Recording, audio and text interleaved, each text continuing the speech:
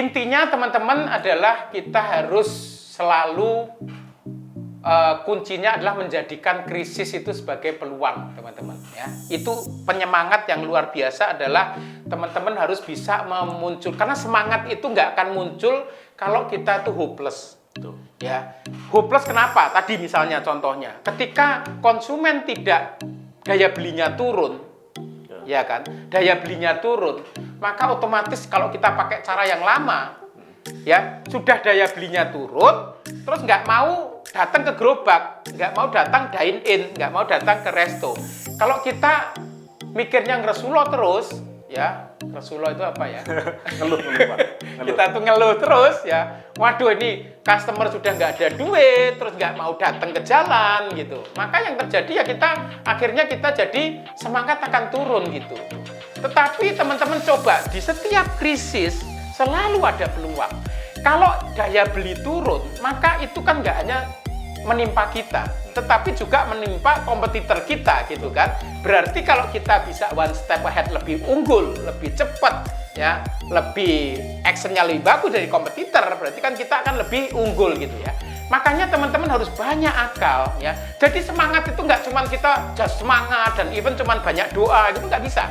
Semangat itu harus dilandasi oleh selain doa harus, tetapi juga kita harus nyari di mana sumber dari semangat itu ya. Nah, teman-teman saya kasih tips yang namanya sumber semangat itu adalah teman-teman bisa menemukan di sela-sela krisis itu ada peluang ya. Tadi saya katakan, krisisnya apa? Krisisnya adalah daya beli menurun, terus konsumen tidak keluar gitu. Ya, itu dialami nggak cuma kita, tetapi juga oleh semua. So, peluangnya di mana? Peluangnya adalah itu menimpa semua pemain, ya kan? Nah, tadi saya bilang, kalau daya beli turun, maka kita harus ikutan turun. Karena kalau konsumen berubah, kita harus ikutan berubah. Nah, turunnya gimana? Sekali lagi, jangan sampai mengorbankan, quote and quote, melacurkan brand. Ya, karena reputasi Anda ditentukanlah brand. Kayak Sahara itu selalu, tadi saya lihat videonya yang namanya quality itu ya, kita itu nggak berani ambil resiko. Bahkan di masa krisis kita quality tetap dijaga gitu. Nah, itu yang paling penting. Jadi kalau quality dijaga, harus tetap dijaga. Maka kalau harganya turun, maka logikanya adalah quantity-nya harus turun gitu. Terus tadi, kalau misalnya nggak bisa ke jalan, nah, ini juga menimpa bukan cuma kita kan? Nah, yang menimpa nggak cuma menimpa kita, akan menimpa juga kompetitor. Peluangnya di mana? Kalau misalnya dia nggak bisa ke jalan, apalagi mager tadi itu ya, malas gerak, generasi malas gerak. Berarti kalau mereka nggak bisa datang ke kita, berarti kita yang nyambangin ke mereka gitu. Jemput bola istilahnya. Jemput bola. Caranya gimana? Tadi saya bilang, ya ada Facebook, ada Twitter, ya ada IG, atau kita delivery pakai GoFood, atau kalau perlu kita bikin layanan delivery, ya. Nah, tapi mungkin untuk radius misalnya 5 km gitu ya, kita menyediakan orang daripada sama sekali nggak laku kan lebih baik kita ada layanan delivery gitu, diantar di rumah gitu, ya. Nah, itu adalah yang membuat kita semangat. Karena yang membuat kita semangat adalah kalau omset kita menggeliat.